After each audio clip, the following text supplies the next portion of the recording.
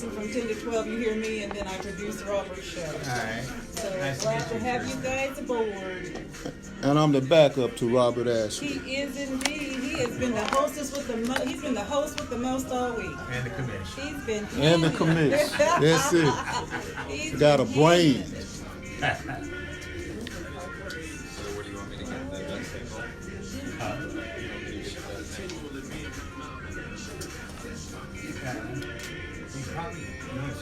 Foster. Yes. Maybe you go back. What's your title? Community outreach representative. Sorry about that. Sergeant? What? No, she's just community. Oh, it's just community? Okay. Community outreach.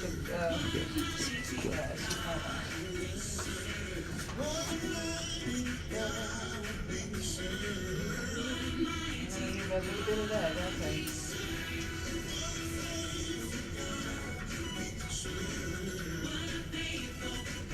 All right, here we go. Temperature? Temperature? 56.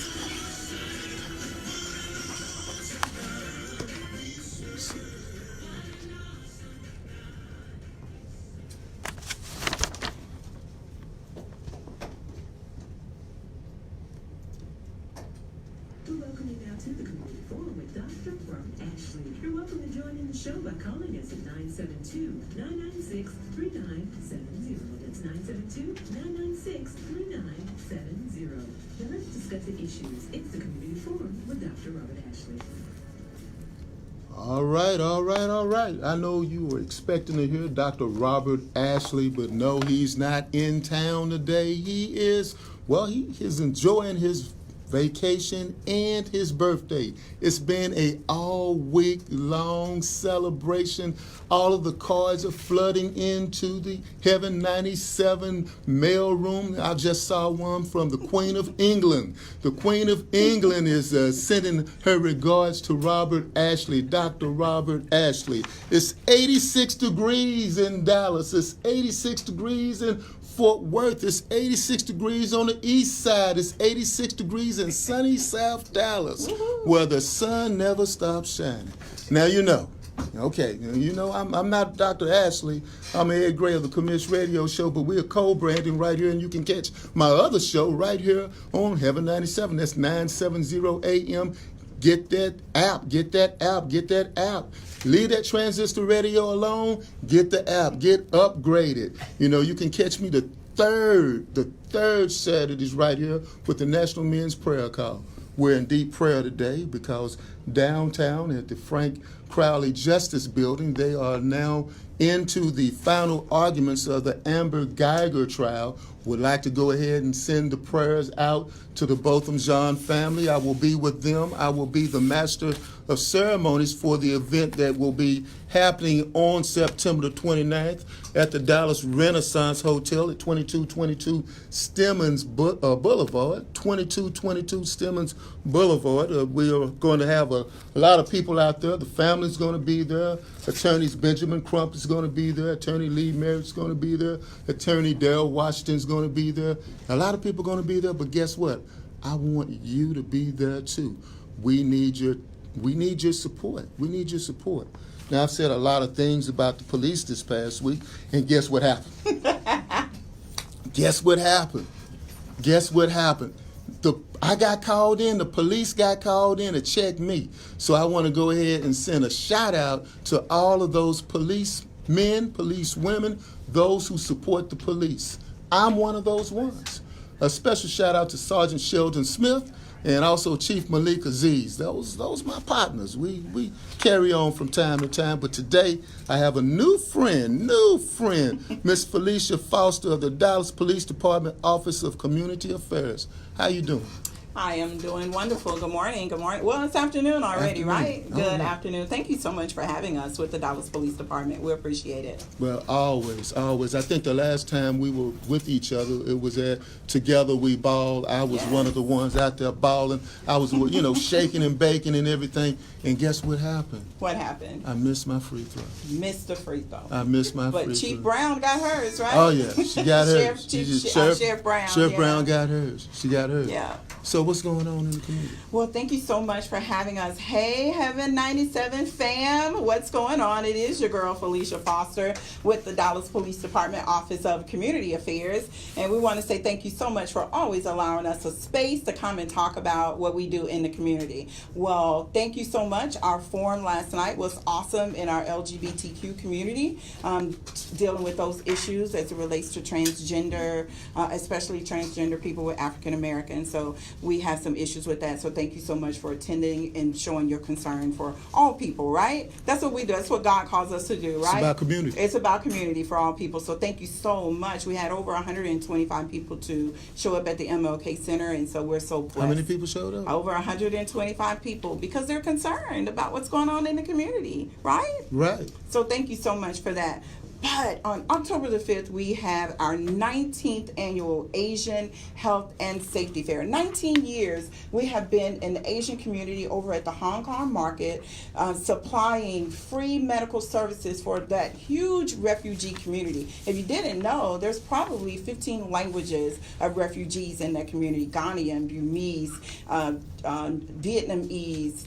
You just name it, those languages are in that community. So it's a huge refugee community. So what the Dallas Police Department does is that we go out and we bring all medical services into that community. That's free flu shots, free mammograms, free shots for children. We bring the doctors out that speaks over 12 different languages, and our officers as well that speak those languages in order to support that community. So that's going to be on October 5th. It's for everyone. Although we're servicing that community, it is for everyone. It's from 9 to 1. The address is 9780 Walnut Street. That's in Dallas. Again, that's at the Hong Kong Marketplace. What's that address again? The address is 9780 Walnut Street, and that's in Dallas. So we would love for you to come out and support that community and be a part, and you can attend that event as well. You don't have to live in that community. We just so happen to support that community at this time. So with that being said, we have that initiative going on, and anything else we have going on, as always, we'll come and we'll let you guys know so that you can be a part of it too as well. I also want to say thank you so much. You're doing a great job for this being your first time. Well, I've been on radio TV a couple of times. All right. A couple of times. That's awesome. As always, if you want to know what we're doing in the Office of Community Affairs, you can follow us on our Facebook page at Dallas Police Department. You can follow us on Twitter at DPDCA and at Dallas PD. And you can also follow us on Instagram at Dallas Police Department. You have a lot of those now. Say those again. I want to do it because I follow DPD all the time. Yes, please follow us on Instagram at Dallas Police or Dallas PD.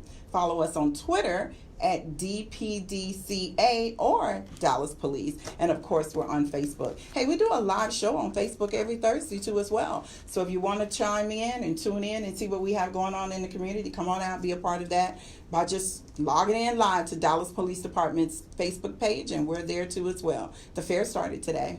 It did. You ready for those Fletcher's Corny Dogs? I am ready for the corny dogs. We do want to remind you that Dallas Police will be out in full force at the fair. But let me remind you of a few safety tips. Please, please, please, please, please do not leave your cell phone at home. That will be the amazing way that you will be able to connect with your child if you've lost them. So don't lose your kids at the fair. And then we want to make sure that you're safe at the fair. Please don't bring large bags, things that would be hard for you to keep up with, carry, because we're more concerned with finding a human than we are finding your lost purse or your lost wallet. However, if someone turns it in, there's a space for that too as well. So stay tuned to our page if you want some safety tips as it relates to attending the fair this year. Otherwise, happy corn dogging and deep fried everything. Deep fried everything. Deep fried everything. They have turtles this year. What, deep fried turtles? Turtles or the chocolate. Oh, okay, because I don't know. This Texas and we eat all kinds of weird chocolate, stuff. chocolate, turtle, truffles. Truffles, okay. Yeah. Right. That's it. That's my time. That's it. Thank you. You went through it all so quickly. So thank you so much, and I will go ahead and follow you on Instagram and Twitter. Thank you. And follow me as well, Ed Gray 1906. We so will. Let's go ahead and do that. We will. If you have any concerns, you can always call us at 214-671-4045. Thank you so much. All right. I got that. All right. Appreciate it. Thank you. All right. What exciting things is going on over at Dallas Police Department.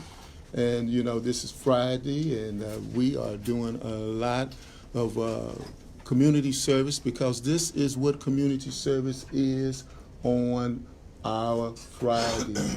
It is a beautiful thing to talk about affairs on this show, because this is social justice. As you know, that's what I do at SMU, is social justice. And I want to go ahead and welcome our next guest. And we at SMU, in the Embry Human Rights Program, we've taken a stand against the death penalty, a stand against the death penalty. And we have some guests here that have taken a stand as well against the death penalty as well. And I will go ahead and allow them time to introduce themselves. Mr. Reed? Yes, my name is Roderick Reed, and My name is Juana, and I'm Roderick's wife. I have a brother that is innocent on Texas death row, scheduled to be executed on November the 20th for a crime which he did not commit. All of the evidence, forensic evidence, proves that he is not guilty. And we've been fighting this fight for almost 23 years. There's a lot of problems with this case, starting from the very beginning. The murder weapon itself, there hasn't been no DNA testing on it. The crime scene, where the body was found, there was beer cans. They did DNA tests on beer cans, but not the murder weapon.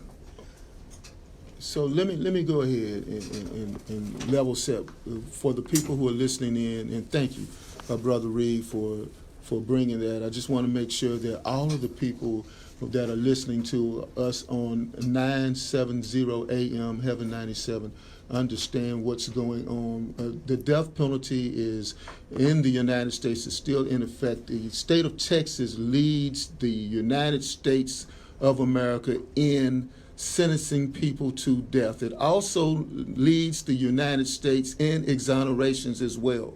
And in this particular case, we have several organizations, Amnesty International and the Southern Poverty Law Center and the Innocence Project, that are fighting against the death penalty because it's a dispreponderance of people, of marginalized people, people of color, black people, Hispanics, people who are white, who are poor, who get sentenced to death on this situation. So the situation, the crime that your brother was accused of, what was it? He was accused of rape and murdering Stacy Stites back in 96, I believe it was. Stacy Stites was engaged to a police officer by the name of Jimmy Fennell, and my brother was seeing her on the side. Got it. And Jimmy Fennell found out about it and murdered Stacy Stites. And they arrested and put it on my brother. So let me get this right again. Jimmy Fennell's a police officer, you said? He's an ex-police officer. Ex-police officer, all right. So for all of us that are taking notes, all right, so we have that ex-police officer and your brother. They were both seeing the same lady. Correct. And the situation arose. Okay, got it. So what happened after that?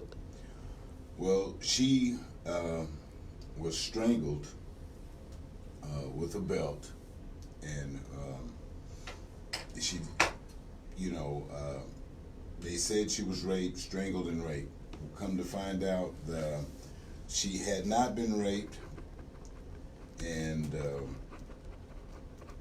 all the DNA evidence, there's no DNA evidence to my brothers. There's no fingerprints. There's no eyewitnesses. There's nothing to connect my brother to the crime scene, except they had 3 sperm heads with detached tails that did link my brother, but they had a consensual relationship. That's all they had on my brother.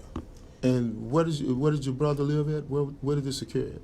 This occurred in Bastrop County, right outside of Austin. Okay, Bastrop County, outside of Austin. And what year did this occur? This took place in 97. In 97? And he's been on death row Yes. since 97? 1998. Since So 19? the murder, according to forensics, happened April 22nd, 1996. However, the state said that it happened April 23rd, 1996, which is, according to the testimony of several forensic pathologists, expert, world-renowned, including Dr. Michael Bodden, Dr. Riddick, and Dr. Spitz. So time of death is really important in his case, and I'm hoping that Roderick will address this. But Rodney was arrested April 4th, 1997, and he was wrongfully convicted, sentenced to death on May 29th, 1998. Yeah. And as my wife stated, time of death is very key. What was the composition? What was the composition? I'm so excited about that. I'm stumbling over my words. What was the composition of the jury? It was an all-white jury. All right. So now we're getting to something. This is one of the reasons why that's a lot of people want the death penalty to be outlawed, because you have to be judged by a jury of your peers. And in this particular situation, Bastrop County is Correct. and is that an all-white area as well? No, it's not. No, it's not. That's our hometown. My mom and dad's both. How long have you guys lived there? My mom was born there. My dad was born right outside of there. I was born in Bastrop. I have 5 other brothers. We've been there since the 60s. How long did the jury take to render their verdict? It didn't take long at all. It was very quick. You have a somewhat of an idea, days, what, hours, or what? Hours. All right. See, this is what the people need to know, and this is what makes this case compelling when we talk about organizing social justice movements around what's going on. So we have an all-white jury in Bastrop County, which is an area of the state of Texas which is not all-white. It's not like it's in Amarillo or anything like that, so therefore you can get a composition of a jury that would be more like that, more reflective of the community. How's your brother doing? My brother, he's doing well. He's very hopeful, but yet he said to me he's very, very nervous, about this date coming up, and as well as all the family, because we've been trying to get his story out there and let the world hear it, because during this trial they called none of his witnesses. So you had a trial in which none of his witnesses were there? How can you have a trial and none of his witnesses are there? It's supposed to be a fair trial, right? It's supposed to be, but it wasn't. It was a Jim Crow trial from the beginning. So right out of the gate, like I said, they did no testing of DNA. To this day, the murder weapon itself has not been tested. What was the murder weapon? A belt. The belt. The belt. And it was never tested? It was never tested. So there's no evidence of any fingerprints or anything like that? Well, they said they took fingerprints off of the belt, but they have never revealed who the fingerprints belong to. And also, they did not do no DNA testing. None. On the belt. Now, who has been helping you with this case, Mr. Reed? Who's helped the Reed family? Well, right now, the Innocence Project out of New York, with Barry Sheck and Mr. Ben J. Now, for those who don't know who Barry Sheck is, who's Barry Sheck? Isn't that the same guy that helped with the O.J. Simpson trial? Correct. Okay. Correct. So he's gotten a lot of people guilty to be exonerated. He's rescued a lot of people from death row and also from the prisons itself. Your brother, he has spent how many years on death row? Going on 22 years, something like that. Is he in solitary confinement? Is that the way death row works? Yes. Solitary confinement, locked down 23 hours a day, allowed out only 1 hour during the day, and that's when they want to do it, so it doesn't happen every day. He's locked down pretty much every day. In a 6-foot by 9-foot cell, and Rodney's a big guy. How big is he? He's 6'3.5", about 280 pounds. He's a big guy. He's a big guy. He has no form of communication with anyone else? No. I mean, you know, you prisoners, you don't communicate with, like if you're in a lockdown, with you're solitary confinement. Solitary confinement. Well, it seems that Amnesty International has ruled that solitary confinement is a cruel and inhumane punishment in itself. And that's one of the things that we've fought for as well. Let me ask you a question here in regards to that. Where's he at? Which prison is he in? He's in Livingston at the Pulaski unit. Do they have an AC there? They don't have AC in the back. Where he's at, there's no AC? Where he's at, there's no AC. This is the state of Texas, right? It gets hot in Texas, if I'm not mistaken. It was 86 degrees earlier, and it's a cool front that's in, so no doubt. Prison cells in the Livingston, that's probably 125, 130 degrees now if it's 86 degrees.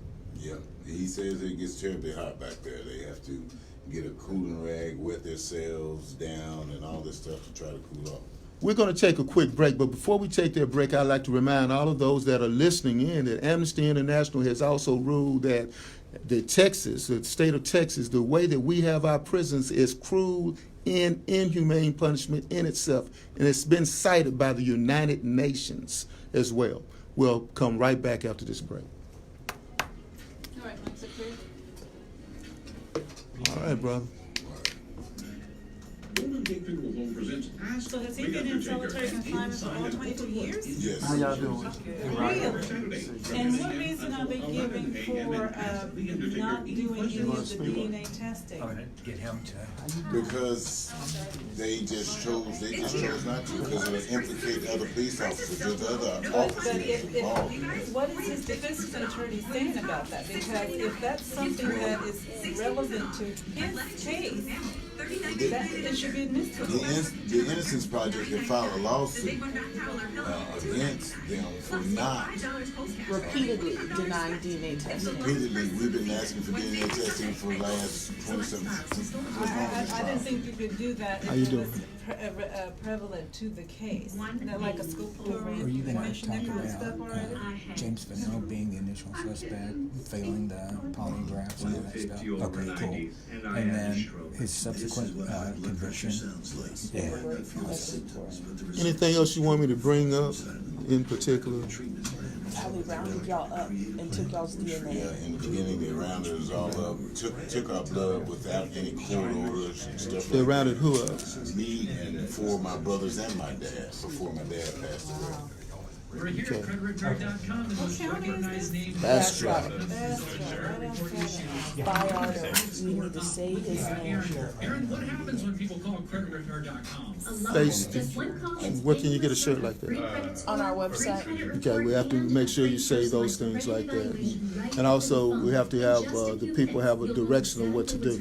So an interview has to always be not just the interview, but a command of what you need the people to do.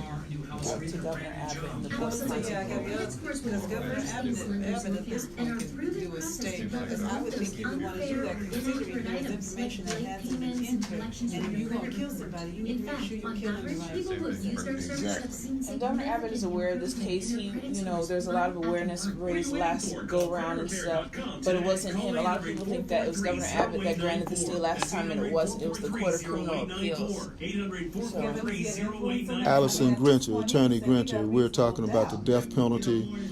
We're talking about the Rodney Reed case in Bastrop County. He's been on death row since what year was it? 1998, May of 98, correct? All right.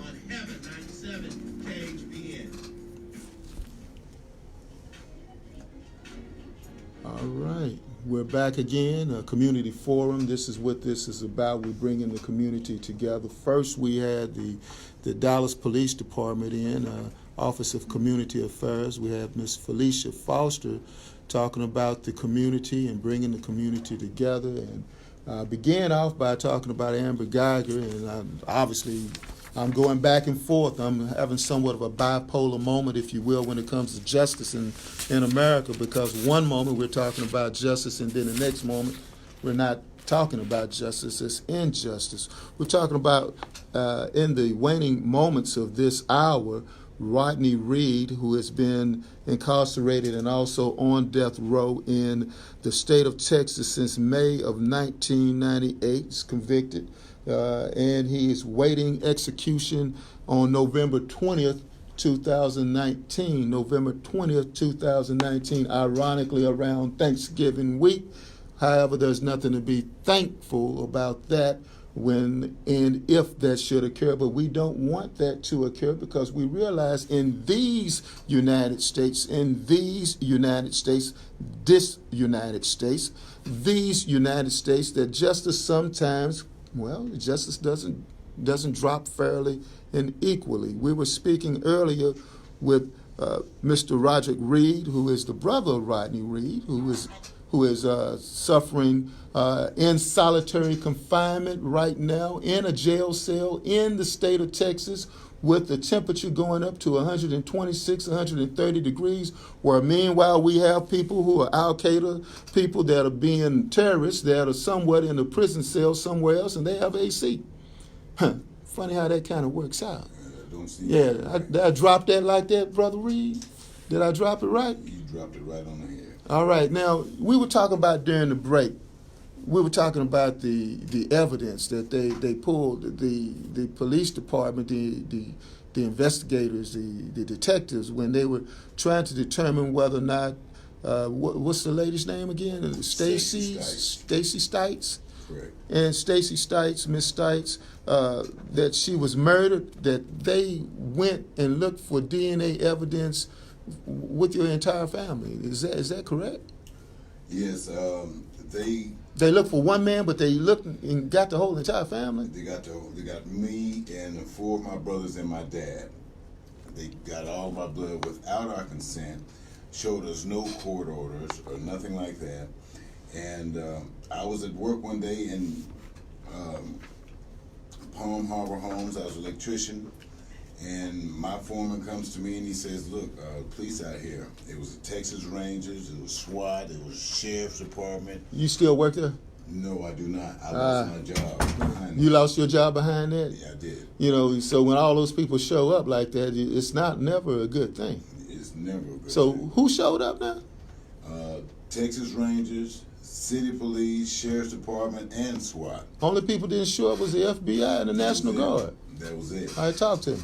And then they told me, they said, well, Mr. Reed, we need to get some of your blood to run some DNA testing on it. And I said, well, do you have a court order? They said, well, we don't need one. I said, you don't need one. They said, that's it. They said, you're going to give us your blood. I said, well, I'm not going to do it. They said, you're going to do it one way or the other. The choice is yours. What's the other way? One way is obviously they inject. What's the other way? I don't know. You didn't ask. I didn't ask. Yeah, okay, go ahead, talk. They forced me into a car. They took me downtown Austin somewhere and drove me in the You don't know where you went? Underground parking garage. No, I really don't know where I was. All right. To tell you the truth. And when we parked, there was 2 guys with a plate and some wrenches and stuff on it, and they grabbed me and took my blood. And then after taking my blood, they took me, say, 95% of the way back to my job, dropped me off about 2-3 miles up the road and told me to get back the best way I could on the side of the highway. That's the kind of police force that we're dealing with down there. Told me to make it back the best way I could. So talk directly into the mic. Go ahead.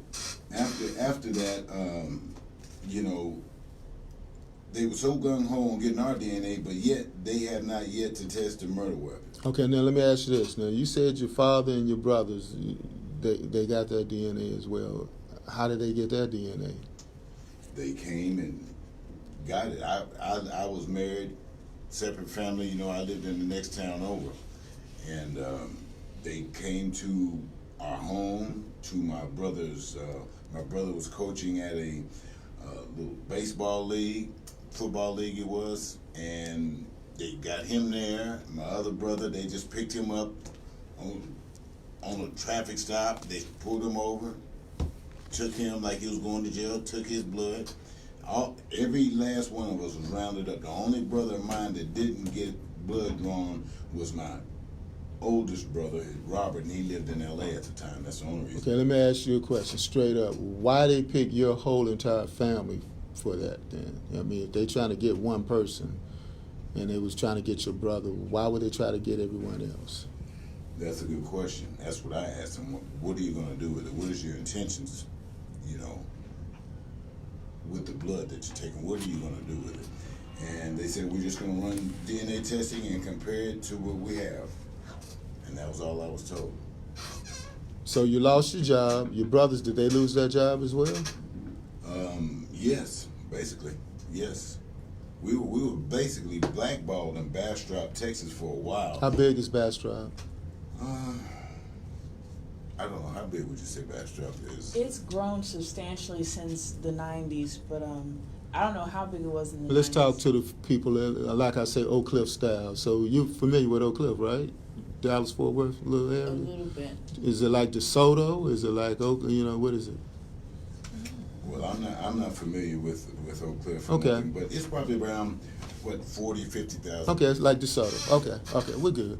All right, so everyone lost their job, and you guys have the Innocence Project that's helping out. What can we do in the community? I'm outraged, but what can I do other than just talk to you?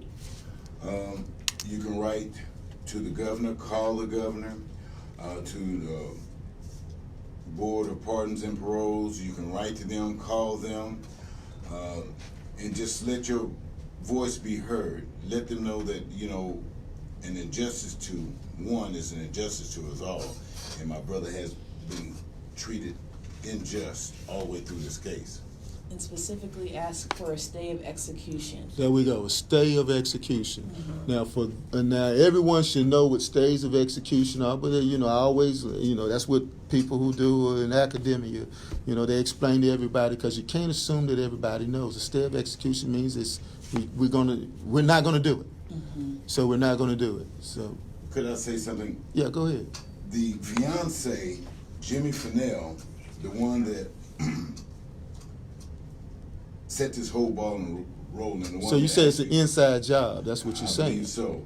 He was a Giddings police officer at the time this happened. He transferred over to Georgetown. And while on duty as a police officer in Georgetown, he abducted and raped a woman while on duty and was sentenced to 10 years in the penitentiary because of this. So that shows the content of his character. That shows the type of person he was.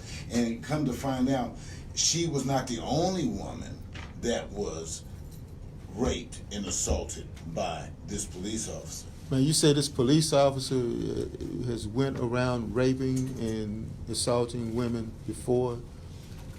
Yes, while on duty. While on duty. While on duty. And he was the prime suspect in this case. And speaking of that, he was a prime suspect. When have you ever heard of a murder trial and they don't go to the last known place that person was alive? All right. Okay? Which was his apartment. They were living together. They did not search that apartment. They did not search that apartment. They didn't do no DNA testing in that apartment. The vehicle Stacy Stites was driving that night was found at Bastrop County High School. It had DNA, it had fluids and stuff. They ran a DNA test on it and released the truck back to Jimmy Fennell, and he sold that truck the very next day. Jimmy Fennell's he's European American? Mm-hmm. Yes. He's a white cop. Oh, okay. He's a white cop. Well, I like to call people European Americans African. If I'm an African American, then you're a European American. Because whiteness is a sign of privilege, not a sign of color or nationality. So that being said, he's a European American. So is Stacy Stites, is she European American as well? Oh, why didn't you say so from the beginning, man? Well, Oh man, you have me going through that. I knew that. I just wanted to pull it out of you 30 minutes into it. But but this is what we're dealing with, people. This is what it is. This is how it is all through America. The Southern Poverty Law Center has recorded this. We have, since I got this PhD thing going on, quantifiable and qualitative measurements here. The qualitative measurement is what color she is. The quantifiable measurement is how many African Americans have been convicted for these type of things or set up for this. It appears that this seems to be falling somewhat in that number. It is.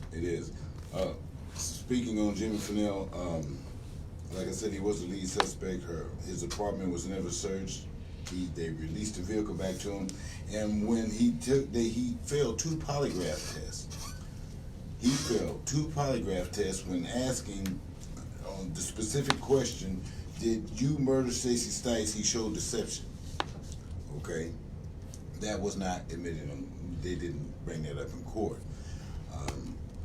There are all kinds of things wrong with this case.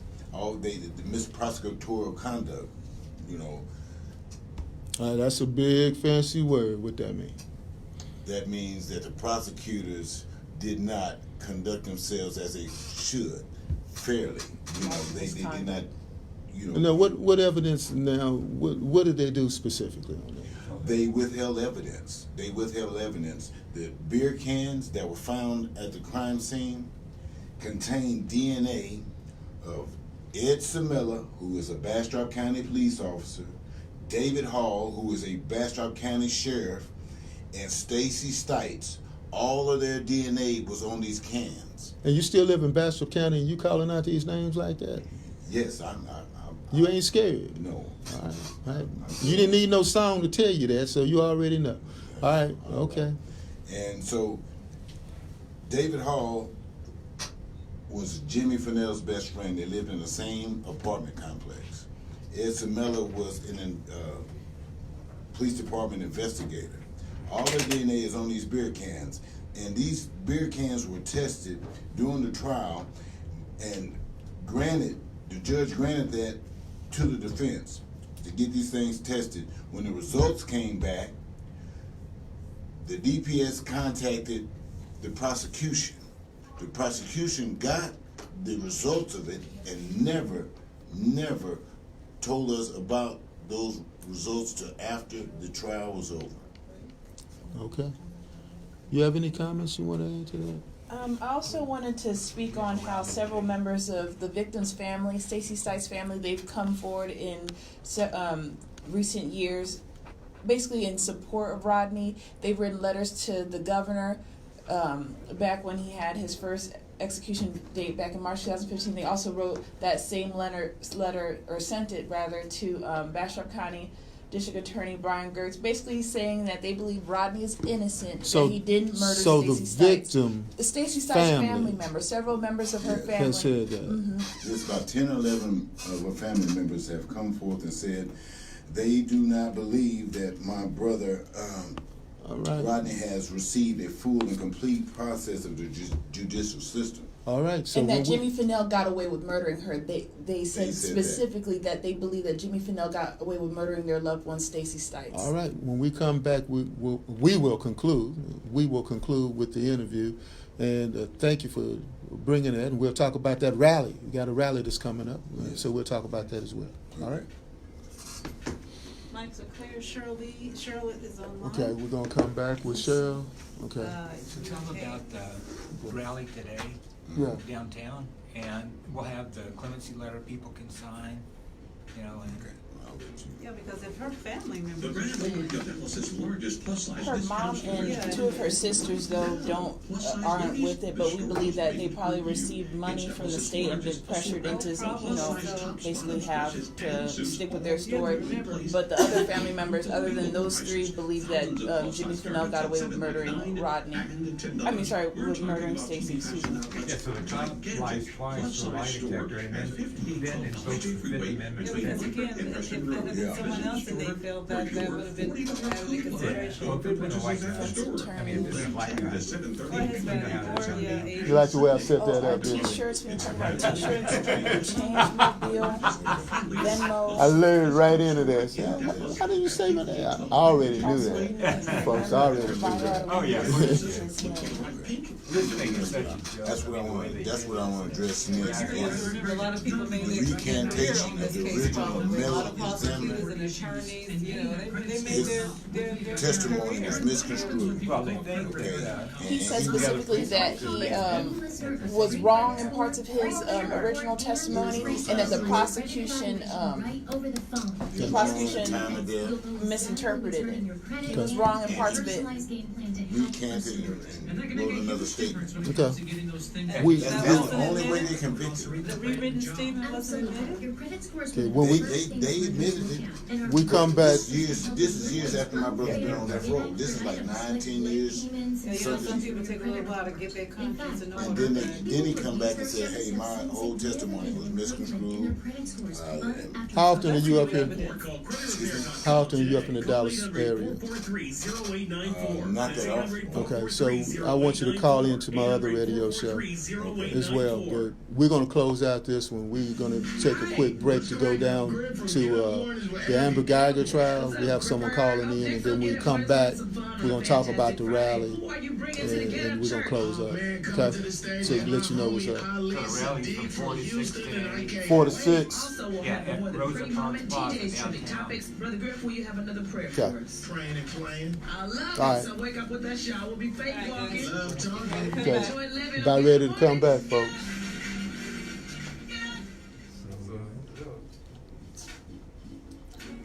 All right, we're back again, Community Forum, as we always doing on the Robert Ashley Heaven 97.970 AM on your radio dial, Community Forum. This week we have been covering the Amber Geiger trial. That's right, the Amber Geiger trial. It's not the Botham Jean trial. Botham Jean is not on trial, even though in America it seems that black men are always on trial.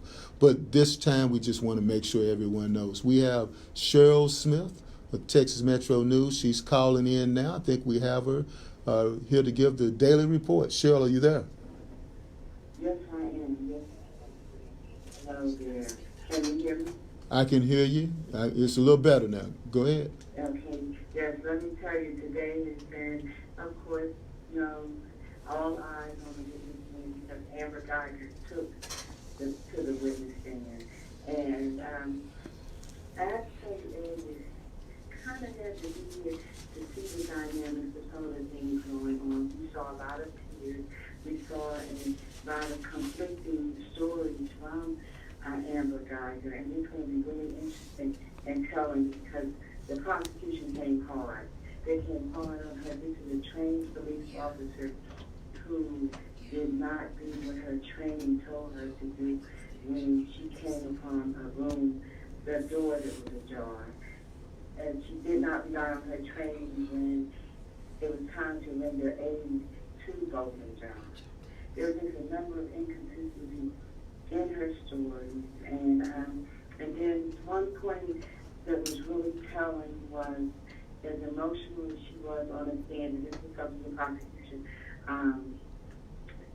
Jason Hermes was trying to show is that while we had to take a break because she was crying and she was really emotional and she kept saying, in fact, at one point in the witness stand, Amber Geiger actually sounded like it was a continuation of her 911 call where she kept saying, I am so sorry, I'm so sorry. But then you go to a video and you see her sitting in a car texting as they rolled Botham Jean's body past on September 6th. So, you know, it was kind of emotional. We saw her sister started crying. Actually, Amber's sister started crying at one time. But we got a lot of tears. We got a lot of tears from her. And, you know, we're going to be right back here tomorrow. The judge has already said we will be here from 9 to 4 tomorrow. And I don't know who they're going to bring in next, but I tell you, they are we're going to look forward to seeing the Texas Ranger again. That's right. Dave Armstrong, we expect to see him right back in there again because there's testimony that they want to get in from him. And there's some the judge is still saying she's remaining firm that he will not get to try to talk about what her state of mind was. It's really, you may have some questions and I can take them and try to go back and get my spot. But there's so much in what you talk about what a trained officer should do. And I talked to a number of other officers, and there was just violations all over the place. And the prosecution wanted to show that she had just done what she trained to do as an officer, which you are an officer 24/7. Both of John would be alive today. That's it right there. That's it. We really thank you for the call-ins. We appreciate that. It's been a pleasure working with you this week as you cover the Amber Geiger trial. Thank you again. Yes, well, let's pay attention real closely because they're already talking about criminally negligent homicide. Yep. And just look at things. Sometimes you have to be careful what you ask for, and it's going murder. And you got to have the evidence, and it's going to be real interesting to see what happens because what is it going to be? Is it going to be murder? Is it going to be manslaughter? Is it going to be homicide? Is it going to be 2 to 10? Is it going to be no jail time? Is it going to be life in prison? Okay. Thank you again for the call. We'll talk soon. All right, take care. All right, you too now. Take care. There you had it, and there you hear it. And there you had it as well. Amber Geiger trial in the Frank Crowley Injustice Building in downtown Dallas. It's Justice Building, right? Justice Building. Every time I say injustice, Freudian slip. I'm sorry. So that being said, we're talking about injustice in the state of Texas, the capital, if you will, of the death penalty in these United States, and also the largest amount of exonerations that exist in America right now is because we convict more people unjustly than anywhere else in America, the state of Texas. I understand we have a rally that's coming up. What's going on with that?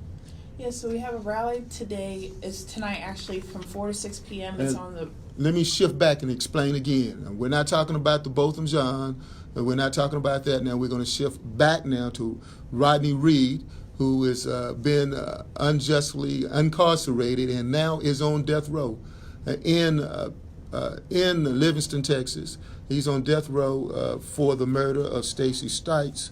And we have now, we have the family here that's here to talk about it. So go ahead. You were telling me about the rally. Yes, we have a rally tonight going on from 4 to 6 p.m., basically to mobilize and educate the Dallas community about what's going on in Bastrop and to expose this injustice.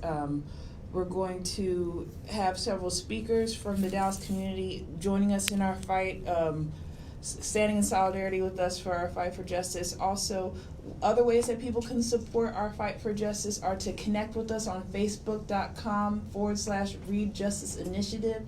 That is our strongest platform at this time. Also, we are going on a cross-country journey to several different parts of the United States. We're going to Columbus, Ohio to connect with Sister Helen Perjon, a Catholic nun who's pretty well known from the Dead Man Walking movie and stuff. She's been a high-profile advocate for our family. We're going to the Dr. Phil show the first week of October, and we're hoping with that, the different things that we're doing on this cross-country journey, we're going to New York for a documentary screening of the new documentary that's out on Rodney's case. It's called A Plea for Justice. It's available on YouTube and Vimeo. It's also there's several advocacy groups on Facebook that are advocating on behalf of Rodney, one of them being Rodney Reed is Innocent Austin chapter. They're the ones that helped to fund that documentary. It's really powerful to have been released so far. We make t-shirts to fund our fight for justice. We've been making them in our home, actually at Rodney and Roderick's mother's home. And yeah, it takes funds in order to fund this fight for justice, to stop this execution date. We have a Venmo. Our name on there is Reed Justice Initiative. Also, in terms of elected officials that need to be contacted, contact your elected official. Have them put pressure on Governor Abbott to do something. Right now, Representative Vicki Goodwin has been the most out of Austin. She's she's a Democratic representative out of Austin. She's the most vocal one right now. She's helping to lobby other legislators to either advocate for Rodney to be removed from death row or for him to be granted a new trial. So she's a very strong advocate in our fight to stop this execution date. So contact your legislators. Have them get involved with Vicki Goodwin's movement. Also call Governor Abbott 512-463-2000. You can also write him. You can also what's that number again? I have my pen. The number for Governor Abbott is 512-463-2000. Also, he has to have a recommendation from the Board of Pardons and Parole, but everyone knows that he's the one who appoints the folks on the boards of the board, the folks that are on the Board of Pardons and Parole. So he has their ear. He can say, hey, I want to trigger an investigation into the case of Rodney Reed so we can get that going and stuff like that. So the governor has a lot of power. He may try to minimize that, but he does have to have a recommendation for the Board of Pardons and Parole. Also, Bastrop County District Attorney Brian Gertz. I feel a lot of people are kind of letting him off the hook because he seems like a real, hard.